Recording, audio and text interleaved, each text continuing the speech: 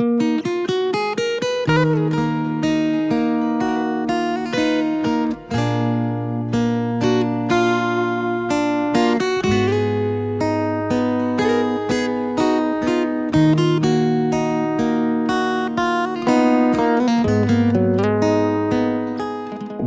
fi firashin Nabi sallallahu alaihi wasallam. Itu bab yang datang pada menyatakan hadis yang membicarakan lapik tidur Nabi sallallahu alaihi wasallam. Nabi tidur atas apa? Itu ceritanya. Ketahuilah saudaraku, adalah Nabi sallallahu alaihi wasallam itu satu orang yang semulia-mulia makhluk. Tak ada lah nak cari manusia hak lebih mulia daripada Nabi Muhammad sallallahu alaihi wasallam, tidak ada. Kerana Nabi Muhammad itulah makhluk yang Allah bagi jadi yang paling mulia, bahkan lebih mulia daripada malaikat Allah al-muqarrabun.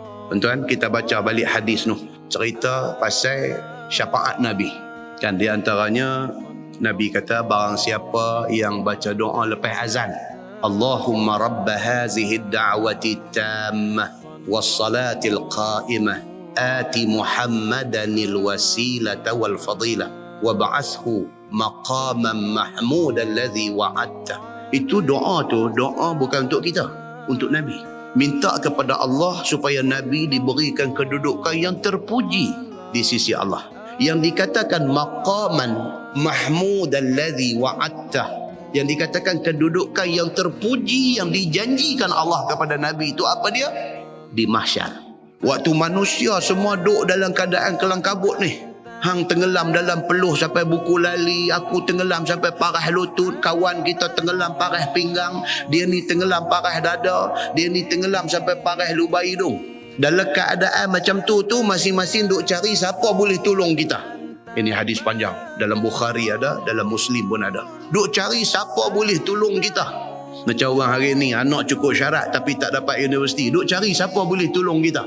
Tu cari atas dunia, cari di padang mahsyar lagi susah. Maka hadis tu kata apa? Pakak menerus orang kata ni, jom kita jumpa Abun Nas, kita jumpa pak kepada segala manusia. Siapa dia? Adam alaihi salam. Berduyun-duyun pakak pergi cari jumpa Nabi Adam.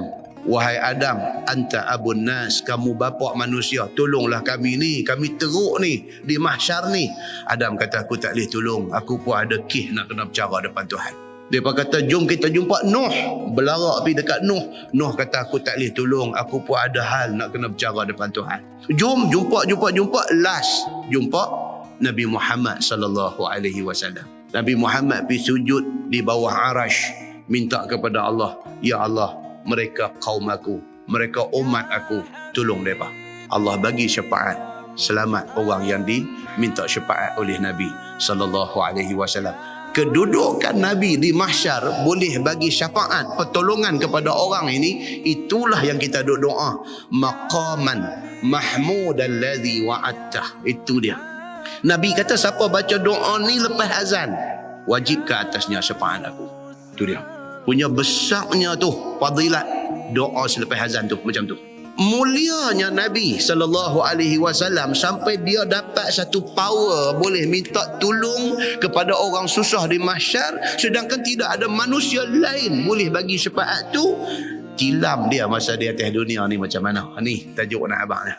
Dia kata tidak ada manusia yang lebih mulia daripada Nabi Muhammad sallallahu alaihi wasallam kerana dialah semulia-mulia makhluk di sisi Allah. Tetapi tidaklah ia, yakni Nabi sallallahu alaihi wasallam, memadankan bagi kemuliaan dirinya itu dengan sedap dunia seperti raja-raja besar yang mulia memadankan diri mereka itu dengan nikmat dunia dan pemenuh hawa nafsu. Tapi Nabi ni macam tu punya kedudukan mulia, dia tak ambil kesempatan di atas dunia.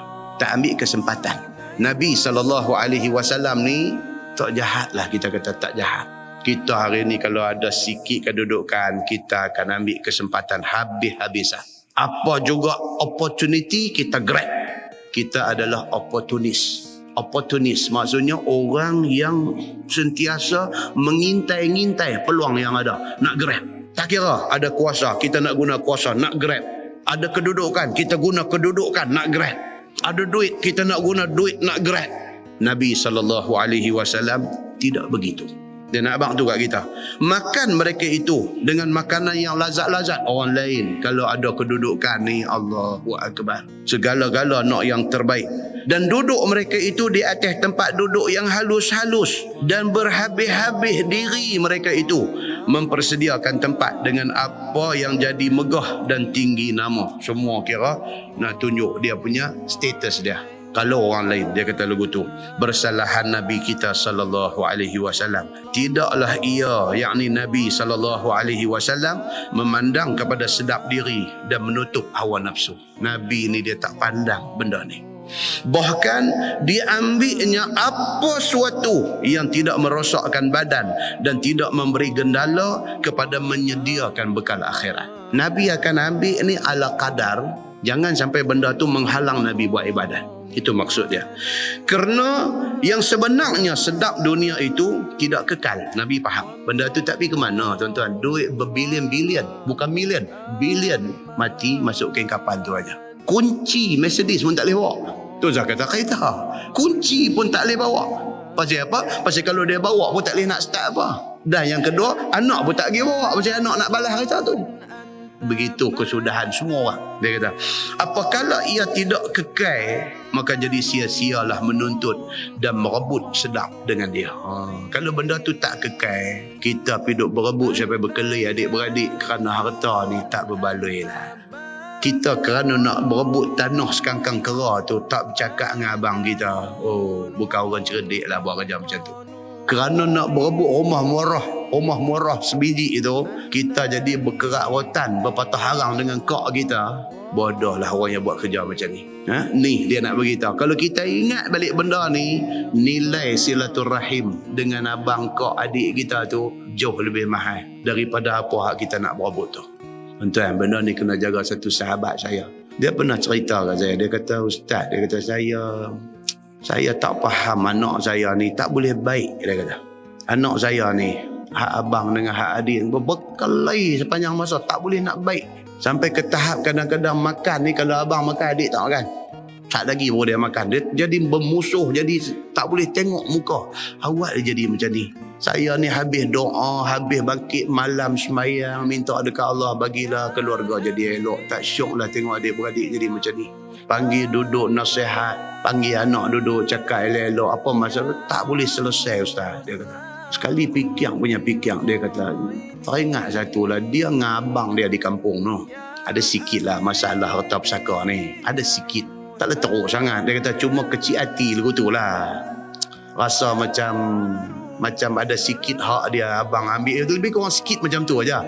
Dan dia pun bukanlah berkelahi apa sangat, cuma tawang hati. Tawang hati ni cerita dia tak telefon tanya abang, cerita dia tak berasa nak pergi rumah dia, cerita lagu tu lah. Tapi tak ada lah sampai memusuh teruk-teruk. Dia kata cuma tak bersembang pun bertahun dah lah. Dia kata tak bersembang. Tawang hati. Benci tak, dia kata, tapi tawang hati. Mak pak dah tak ada. Jadi bila raya nak pergi ke mana, pergi rumah abang tu tak pergi. Pasal apa? Tawang hati. Fikir dia kata bincang dengan bini dia. Pasal ni kah? Dia kata yang anak pergi jadi macam ni. Dah duk cari hal lain tak nampak sebab. Terai tengok, dia kata balik kampung pergi. Abang pun terkejut tengok dia mai. Tak mai bertahun. Assalamualaikum abang. Pergi salam, peluk abang dia. Peluk abang dia yang mata turun darah apa kagu tu ni. Dia kata abang, saya apa pun salah silap saya, apa pun saya minta maaf kat abang. Abang pun tak saya ingat apa. Tak usah duk patah balik, tengok balik siapa betul siapa salah. Sekali lagi berkeli balik. Tak usah, benda tu semua buang. Abang saya dunia akhirat. Abang terima saya jadi adik abang. Abang pun teriak elok. Allahu Akbar, Ustaz. Dia kata balik rumah on the spot anak jadi elok. On the spot jadi elok. Dia kata saya tak boleh bercakap apa. Saya tengok bini saya yang mata, bini saya yang mata. Tuan-tuan, Allah Subhanahu Wa Taala Maha Adil, Maha Bijaksana. Dia macam tu aja. Hang buat tang ni, aku tarik tang ni. Hang buat tang ni, aku tarik tang ni. Tuhan, tuan-tuan. Satu orang gaji dah ada, halal apa semua cukup. Pergi ambil rasuah.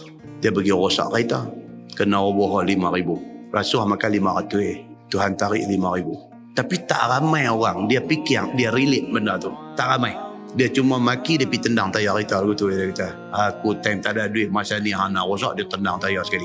Dia tak nampak tu 500 yang dia ambil tu 5,000 Tuhan tarik tang ni. Satu orang ada kedudukan, dia buat naya orang di bawah dia. Dia buat naya. Satu hari tuan-tuan, anak dia duduk bawah orang lain kena naya dengan orang tu. Bila anak dia kena naya, dia marah ni tak tahu nak abang. Dia terlupa dulu masa dia duduk pada satu kedudukan, dia buat naya orang. Nampak tuan-tuan? Allah ni dia duduk ada. Dan dia duduk observe tengok kita ni.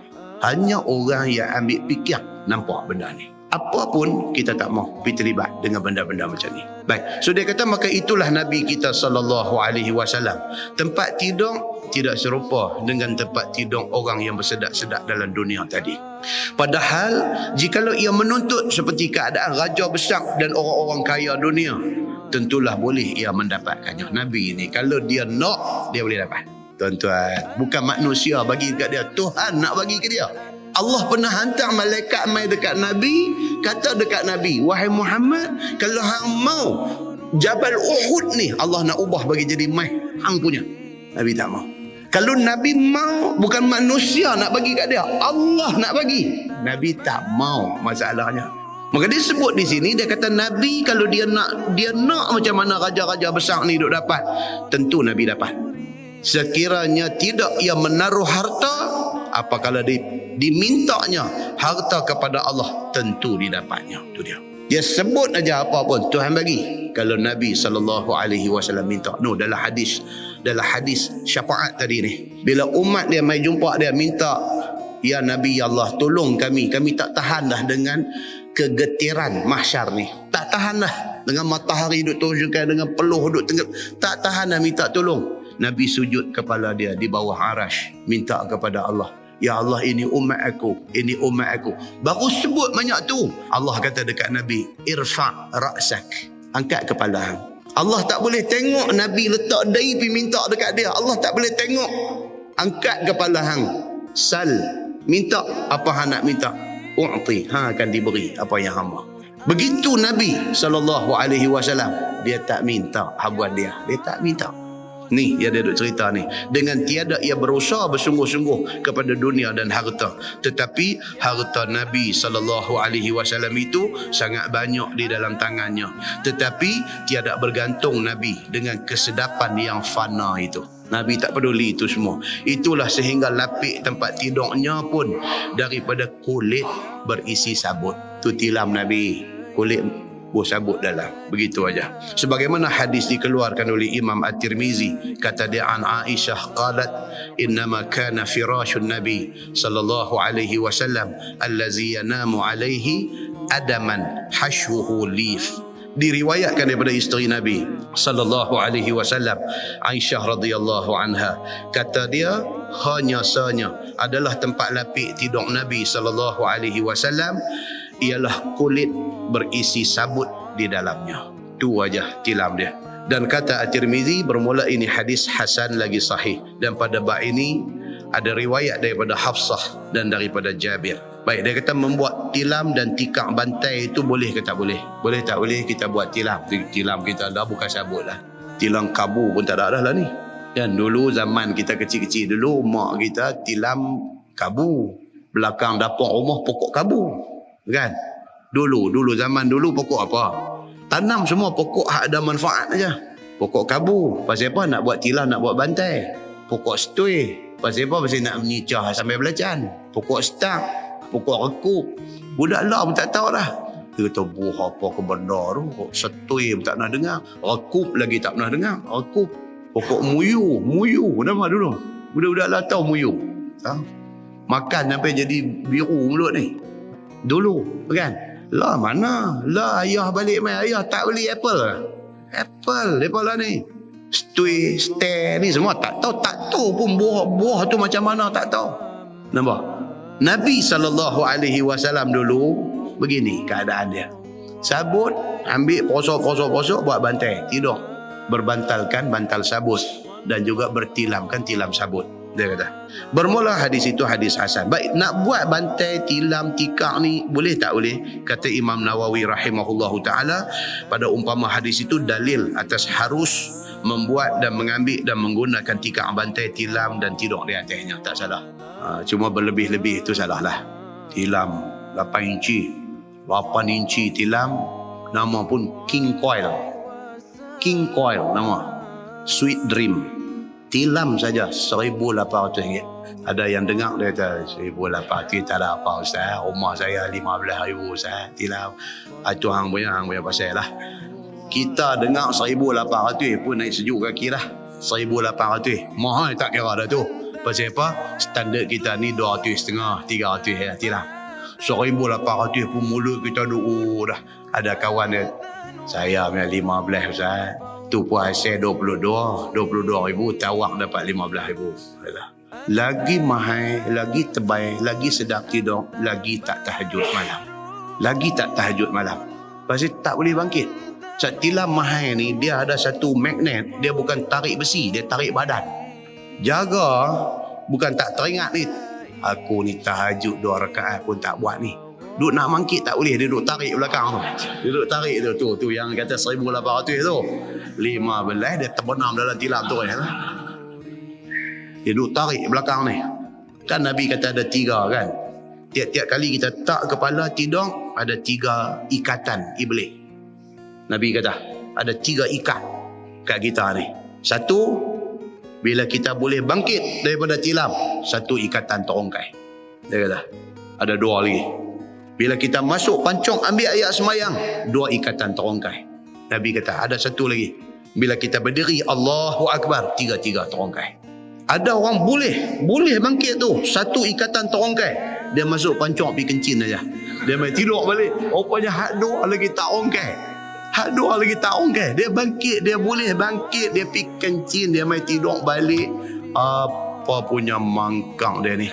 Dah masuk dah pancong, ayat semayang sikit, Allahu Akbar 2 rakaat, apalah rugi. Tak boleh tuan-tuan, rupanya 2 lagi ikat. Ada dah ambil ayat semayang dah, boleh bangkit terongkai 1, ambil ayat semayang apa semua tu, main tidur balik dah. Pasal apa? Dia kata tadi tidur terlupa ambil ayat semayang. Tu saja. 2 rakaat tak boleh kah? Dia kata tidur ni mau ada dalam ayat semayang bagus. Dia kata pasal apa? Dia kata saat kalau apa kita mati terus ke apa, kita dalam ayat semayang. Duk bercakap tu cantik dah. 2 rakaat, 1 ikat lagi duk kena. Tak boleh buat. Jarang-jarang jadi. Ni hampa sejadah dah. Tak kebir dah. Sujud lena pula dalam sujud. Tak dan habis lagi 1 rakaat. Yang ni jarang-jarang jadi. Tapi ada jadi. Sujud lagu lama tak bangkit. Lena dalam sujud. Masya Allah. Kata, inilah tuan-tuan. So dia kata buat tilam, buat tikar, buat bantai itu harus tidak menjadi satu kesalahan.